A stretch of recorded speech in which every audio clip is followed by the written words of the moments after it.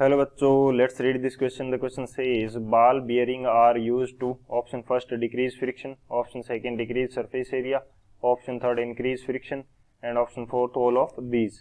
तो इस क्वेश्चन के अंदर हमें क्या बोल रखा है कि जो बॉल बेयरिंग्स है अब वो क्यों यूज की जाती है. तो बात करते हैं हम लोग की कंसेप्ट की. की कंसेप्ट की यदि बात की जाए इस क्वेश्चन के लिए तो क्या की कंसेप्ट हमारे पास होगा यहाँ पे की कंसेप्ट.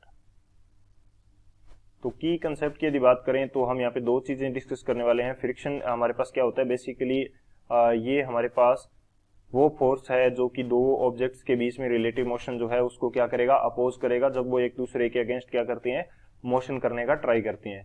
तो उसके अकॉर्डिंग हमारे पास स्लाइडिंग फ्रिक्शन हो सकता है या फिर रोलिंग फ्रिक्शन हो सकता है. सो मैं यहाँ पे बात करूंगा सबसे पहले स्लाइडिंग फ्रिक्शन की. स्लाइडिंग फ्रिक्शन, तो स्लाइडिंग फ्रिक्शन क्या होता है, जब दो ऑब्जेक्ट्स एक दूसरे के अगेंस्ट एक दूसरे के ऊपर क्या करती हैं, स्लाइड करती हैं, तो जो फ्रिक्शन अप्लाई होता है वो क्या होगा, स्लाइडिंग फ्रिक्शन हो जाएगा. बेसिकली यदि मैं यहाँ पे मेरे पास मैं मान लेता हूँ कि दो ऑब्जेक्ट्स हैं, ये फर्स्ट हो गई और ये मेरे पास क्या हो जाएगी, सेकंड हो जाएगी. तो सेकंड जो है उसके ऊपर मैं एक्सटर्नल फोर्स अप्लाई कर देता हूँ जो कि इसको मूव कराने का ट्राई करेगा. जैसे ही मूवमेंट स्टार्ट होगी हमारे पास पीछे की तरफ क्या होगा, एक फोर्स अप्लाई हो जाएगा जिसको हम बोलते हैं फ्रिक्शन फोर्स एफ आर बोल देते हैं. जिसको मैंने क्या बोल दिया, इसको फ्रिक्शन फोर्स एफ आर बोल देते हैं हम लोग. सो यहाँ पे जो स्लाइडिंग फ्रिक्शन है ये क्या हो जाएगा, एफ आर हमारे पास किसको रिप्रेजेंट करेगा, स्लाइडिंग फ्रिक्शन को. और इसकी वैल्यू यहाँ पे क्या हो जाएगी, म्यू के इंटू एन. एन हमारे पास क्या है, नॉर्मल रिएक्शन हो जाएगी और म्यू के क्या है, kinetic friction, kinetic coefficient of friction. यानी कि जब हमारे पास मूवमेंट हो रही है तो उस दौरान जो फ्रिक्शन है उसको क्या बोलते हैं, म्यू के बोल देते हैं. या फिर मैं इसको म्यू एस बोल देता हूं, स्लाइडिंग कोफिशिएंट ऑफ फ्रिक्शन. यानी कि जब ऑब्जेक्ट क्या है, स्लाइड कर रही है तो हमारे पास जो friction of coefficient of friction होगा वो क्या होगा, म्यू एस होगा. ये हो गया हमारे पास एक कंसेप्ट. सेकेंड में बात करता हूं किसकी, रोलिंग फ्रिक्शन की. Rolling friction. अब रोलिंग फ्रिक्शन हमारे पास क्या होगा, रोलिंग फ्रिक्शन होता है जैसे मेरे पास कोई सरफेस है, उस सरफेस के ऊपर कोई ऑब्जेक्ट क्या कर रही है, रोल कर रही है. कोई ऑब्जेक्ट क्या कर रही है यहाँ पे इस सरफेस के ऊपर रोलिंग मोशन कर रही है. तो यहाँ पे जो एफ आर की वैल्यू होगी वो क्या हो जाएगी, म्यू आर इंटू एन हो जाएगा. म्यू आर क्या हो जाएगा, रोलिंग कोफिशिएंट ऑफ फ्रिक्शन. यानी कि जिस दौरान हमारे पास क्या हो रही है, रोलिंग मोशन हो रहा है. सो ये किसको रिप्रेजेंट करेगा, रोलिंग के दौरान जो कोफिशिएंट फ्रिक्शन होगा उसको रिप्रेजेंट ये करेगा. तो यहाँ पे फ्रिक्शन लगेगा जो हमारे पास क्या हो जाएगा, रोलिंग फ्रिक्शन हो जाएगा. सो अब एक कंसेप्ट ये आता है कि जो म्यू आर है इसकी वैल्यू क्या होती है, कम होती है. किससे, म्यू एस से. स्लाइडिंग फ्रिक्शन की कोफिशिएंट से क्या होती है, कम होती है रोलिंग फ्रिक्शन की वैल्यू. इस वजह से हमारे पास जो रोलिंग फ्रिक्शन की वैल्यू आती है वो क्या आती है, कम आती है. इस वजह से हमारे पास रोलिंग फ्रिक्शन क्या है, कम आएगा. रोलिंग फ्रिक्शन की वैल्यू क्या आएगी, कम आएगी. किसकी तुलना में, स्लाइडिंग फ्रिक्शन की तुलना में. सो ये हमारा मेन की कंसेप्ट होगा. इसकी कंसेप्ट की हेल्प से इस क्वेश्चन को सोल्व करते हैं हम लोग.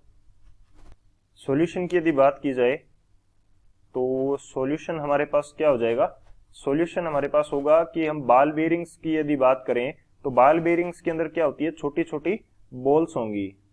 छोटी छोटी बॉल्स होंगी और इनको एक सर्कुलर फेज के अंदर एक दूसरे से अटैच रखते हैं या कनेक्टेड रखते हैं. बेसिकली एक दूसरे से अलग होती है लेकिन एक दूसरे के साथ इनको रखा जाता है. ये हमारे पास क्या हो जाते हैं, बॉल बेयरिंग्स हो जाते हैं.